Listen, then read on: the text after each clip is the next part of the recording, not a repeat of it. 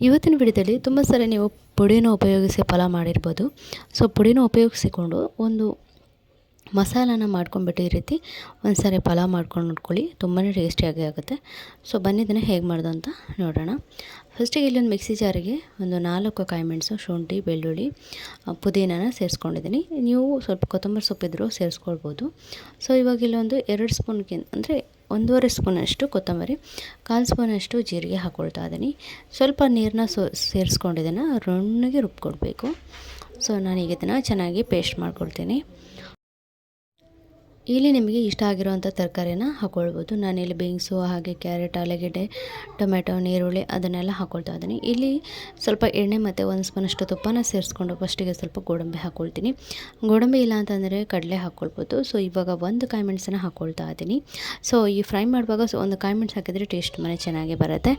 So ಇವಾಗ 1 ನೀರುಳ್ಳಿನ ಹಾಕ್ಕೊಂಡಿದ್ದೀನಿ. So ಇವಾಗ ಪುದೀನ ಪೇಸ್ಟ್ ಮಾಡ್ಕೊಂಡಿದ್ವಲ್ಲ ಅದನ್ನ ಇದಕ್ಕೆ ಸೇರಿಸ್ಕೊಳ್ತಾ ಇದ್ದೀನಿ. ಅದರ ಹಸಿ ವಾಸನೆ ಹೋಗೋ ತನಕ ಅದನ್ನು ಫ್ರೈ ಮಾಡಿದಾದಮೇಲೆ ಇದಕ್ಕೆ ತರಕಾರಿಗಳನ್ನ ಹಾಕ್ಕೊಳ್ಳುವಂಥದ್ದು. ಇಲ್ಲಿ ಬೀನ್ಸು, ಹಾಗೆ ಕ್ಯಾರೆಟ್, ಬಟಾಟೆ, ಟೊಮೆಟೊ ಇಷ್ಟನ್ನು ಹಾಕ್ಕೊಳ್ತಾ ಇದ್ದೀನಿ. ಸೊ ನೀವು ಬೇರೆ ಏನಾದರೂ ಬಟಾಣಿ ಹಾಕ್ಕೊಳ್ತೀನಿ, ಮಶ್ರೂಮ್ ಹಾಕ್ಕೊಳ್ತೀನಿ ಅಂದ್ರೂ ಹಾಕ್ಕೊಳ್ಬೋದು. ಈ ಶುಂಠಿ ಬೆಳ್ಳುಳ್ಳಿ ಪೇಸ್ಟ್ ಅಂದರೆ ಶುಂಠಿ ಬೆಳ್ಳುಳ್ಳಿ ಹಾಕಿ ನಾವು ಪೇಸ್ಟ್ ಮಾಡ್ಕೊಂಡಿದ್ವಲ್ಲ, ಸೊ ಅದನ್ನು ನಾವು ಎಣ್ಣೆಗೆ ಹಾಕಿಬಿಟ್ಟು ಫ್ರೈ ಮಾಡ್ಕೊಳ್ಳೋದ್ರಿಂದ ಅದರ ಹಸಿ ವಾಸನೆ ಎಲ್ಲ ಹೋಗಿ ಚೆನ್ನಾಗಿ ಒಂದು ಟೇಸ್ಟಿಯಾಗಿ ಆಗುತ್ತೆ.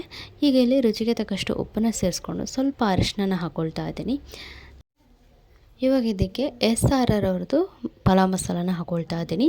ನಾವು ಪುದೀನ ಪೇಸ್ಟ್ ಹಾಕಿದ್ದೀವಿ ಮತ್ತು ಈ ಪುಡಿನ ಹಾಕ್ಕೊಂಡ್ರೆ ಅದರ ಟೇಸ್ಟ್ ತುಂಬ ಚೆನ್ನಾಗೇ ಇರುತ್ತೆ. ಸೊ ಇವಾಗ ಒಂದ್ಸಲ ಚೆನ್ನಾಗಿ ಇದನ್ನು ಕೈಯಾಡಿಸ್ಕೊಳ್ಳೋಣ. ಇಲ್ಲಿ ನಾನು ಸ್ವಲ್ಪ ಮೊಸರನ್ನ ಹಾಕ್ಕೊಳ್ತಾ ಇದ್ದೀನಿ. 2 ಸ್ಪೂನಷ್ಟು ಮೊಸರನ್ನ ಹಾಕ್ಕೊಳ್ಳಿದ್ರೆ, ಸೊ ನಾನು ಅದರ ಮೊಸರು ಕಮ್ಮಿ ಇತ್ತು, ಅದಕ್ಕೆ ಅರ್ಧ ಲಿಂಬೆ ಹಣ್ಣಿನ ರಸವನ್ನು ಹಾಕ್ಕೊಳ್ತಾ ಇದ್ದೀನಿ. ಸೊ ಇದನ್ನೊಂದ್ಸರಿ ಚೆನ್ನಾಗಿ ಮಿಕ್ಸ್ ಮಾಡ್ಕೊಳ್ಳೋಣ.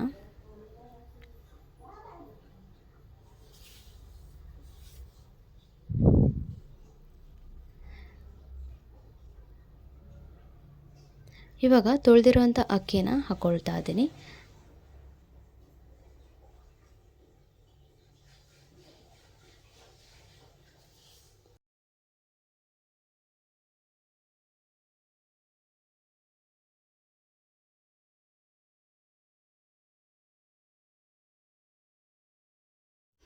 ಈಗ ನೋಡಿ ಅಕ್ಕಿ ಹಾಕ್ಕೊಂಡು ಒಂದ್ಸರಿ ಚೆನ್ನಾಗಿ ಮಿಕ್ಸ್ ಮಾಡ್ಕೊಳ್ತಾ ಇದ್ದೀನಿ.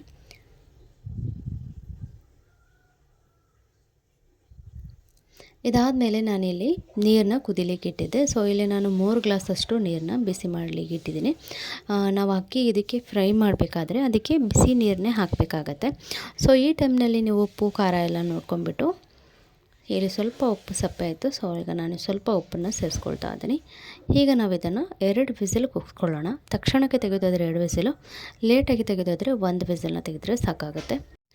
ಸೊ ನೋಡಿದ್ರಲ್ಲ ಈಸಿಯಾಗಿ ಪಲಾವ್ ಯಾವ ರೀತಿ ಟೇಸ್ಟಿಯಾಗಿ ಮಾಡೋದು ಅಂತ. ಸೊ ಇವತ್ತಿನ ವಿಡಿಯೋ ಹೇಗೆ ಅನ್ನಿಸ್ತು, ಇಷ್ಟ ಆಯಿತಾ? ಇಷ್ಟ ಆದರೆ ಲೈಕ್ ಮಾಡಿ, ನಿಮ್ಮ ಅನಿಸಿಕೆಗಳನ್ನು ಕಮೆಂಟ್ ಮೂಲಕ ತಿಳಿಸಿ.